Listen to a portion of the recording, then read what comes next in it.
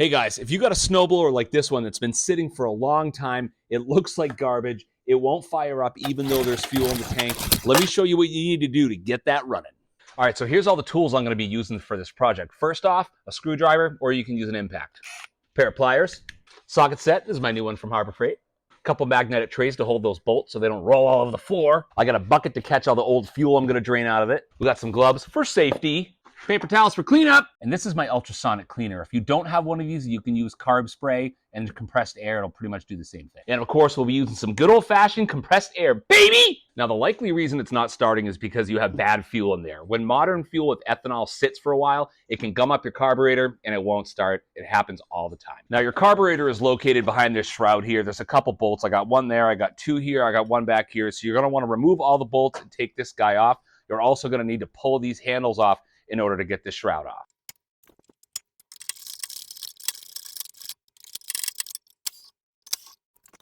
Okay, after you remove all those, this should slide right off. So now that you have that cover off, right here is your carburetor. This long piece right here is your intake manifold. You don't need to remove that. You just got to remove the carb. There's a bolt here, and there should be the same bolt on the other side. Go ahead and take those out. Okay, now once you have those bolts out, the carb should slide right off. Now, you'll notice there's a little cable right here attached. You want to take note of which hole that it is connected to. So go ahead and mark it, take a picture, so that way you know to put it back in the same spot. Also, this is when you want to get your bucket ready. Let me show you. So if you look down in here, this is your fuel line. Your fuel line runs behind the engine over to your fuel tank. What you're going to need to do is you're going to take off this clip that holds it on there, and then fuel is likely going to come spilling out of here. So you want to get your bucket ready underneath when you want to do that so you don't get fuel all over the floor. Now, you may also have a bleeder valve on the bottom of your bowl, which I do right here. If you can see, I got a bunch of fuel coming out of the bowl. So if there's not a lot in your tank, you can drain the fuel system doing it that way and then go ahead and pull the fuel line off if you don't want to spill fuel all over the place. But I just went ahead and disconnected the fuel line from the carb, and you can see that fuel is pouring into the bowl. All right, now come on over here. I want to show you the carb. Come on. Okay, so this is likely the culprit, is you got a blockage in here. So we're going to take it apart, we're going to clean it, we're going to reassemble, and that should get it running again. Okay, so this cylindrical looking thing right here is called your bowl. On this one, it's going to be a 1/2-inch nut. So you're going to go ahead and gently turn that, break it free, and then go ahead and back that bolt right out. And the bowl, if we're lucky here, should come right off. Maybe a little more oomph here. There we go. Okay, yuck. Yuck.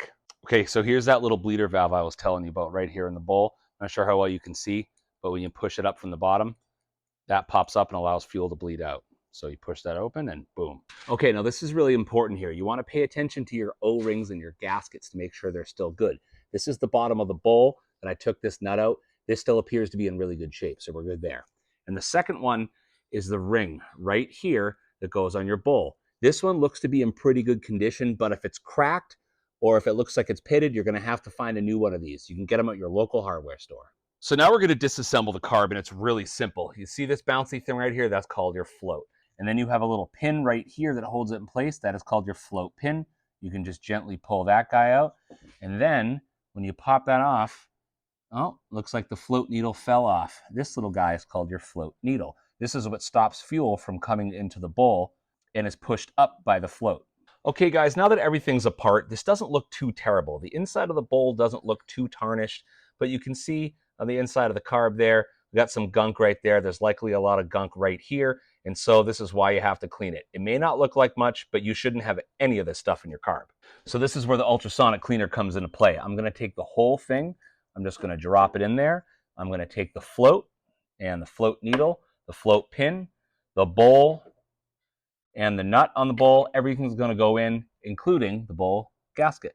And now that everything's in there, we're going to go ahead and pop the cover back on, and I'm going to put it on, and I'm going to put the heat setting on, and we're going to go for 480, and we'll see what happens after that. Now, while that's sitting in the ultrasonic cleaner, I'm going to show you guys something that I recommend doing. It might not be necessary with yours, but it's better safe than sorry. And what we're going to do is replace this fuel line. This one's all beat up, and this could also be the source of a blockage, because if these things break down on the inside, which they do, it can block your carb. So we're going to swap it out with a new clean line. Now you can see that it runs from under your tank and back through here. So you got to take some stuff off. So the two bolts holding your fuel tank on are right here and right there. Go ahead and pop those off. And you also need to take this shroud off. You got a bolt over here. You got the same one on the other side. And then if you come up top here, You got one right here, and you got one right here. And you're likely going to have to take this linkage off also. It's real easy. There's a bolt right there and a bolt right there, and it comes right off. Now, to get this shroud to back off on this model, you have to remove this little gear selector bracket. So you got a bolt here, and you got a bolt there. Okay, now I got all that stuff moved out of the way. I know it looks crazy, but it's not that bad. You can see there's your fuel line right here, and then it comes out over here. So you can see it's just kind of fished through there. So go ahead and disconnect it from the bottom of your fuel tank, yank this guy out, and then you're going to snake your new one through. All right, so I got the new fuel line. This is nice, clear plastic fuel line. I love using this stuff. And what I'm going to do on the other end now is I'm going to cut it to size, but there's another important part. And what that is we're going to install a shutoff valve, and we're also going to install a fuel filter. The first thing, all that work you did to take all that stuff apart, got to put it back together. All right, now that everything's back on there, we're going to make a cut right here so we can put your fuel filter on. All right, guys, so you can see I got the fuel filter hooked up, and then I got the shutoff valve right here connected to the bottom of the fuel tank. So when the switch is perpendicular like that, the fuel is shut off, and then when it goes in line with the fuel lines, that's on. So on, off, on, off. Okay, now that that stuff's done, let's put the carb back together. Now I ran this thing for maybe a half an hour in here, and you can tell by the condensation on the top, this thing heats up pretty well. There's the float, there's my bowl and the nut, there's my O-ring for the bowl, the old float pin, there's that disgusting carburetor, and stuck in the grate here is your float needle. Now what I like to do here, guys, is take a plastic brush and clean off the outside of the carburetor. Now you can just stick it right back in your ultrasonic cleaner and start brushing away, but I like to get this thing nice and clean. I don't want to put a dirty carb back on the snowblower. Okay, now that the carb is out of there, you want to go ahead and take your compressed air and you want to blow out all the ports. I have this set to about 40 PSI, but you want to blow everything out, get all that water out. And what this is also going to do, it's going to clear all the passages that the ultrasonic cleaner broke down. So you're going to get all that filth and debris out of your carb. Now that you got all the ports blown out on this thing, it's time to reassemble. So what I'm going to do first is I'm going to get the float back on there. So what you have to do is hang the float needle on the float like that, and you're going to drop that. Oh, see, it fell off. You want to be careful. Don't get frustrated. It'll take a minute, but you want to attach the float needle so it's hanging off the float and then drop it down right there in that little port. All right, now that you got your float set in place there, you can take that float pin and it should slide right back into place. And you put the gasket back on, and then slide your bowl on top and tighten that nut down, baby. Now you're ready to reinstall. That wasn't so bad, right? Okay, pretty simple here, guys. You're going to reattach this cable. You're going to reattach your primer line and your fuel line.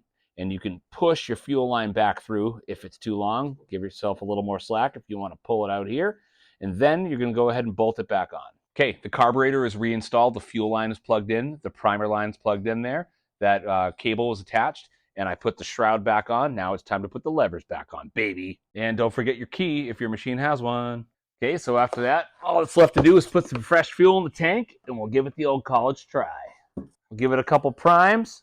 So for whatever reason, my audio was not working at this point, so I'm basically saying let's give it a couple pulls, and on the first pull right there, it fired up. You can see the smoke coming out. Work like a charm, baby.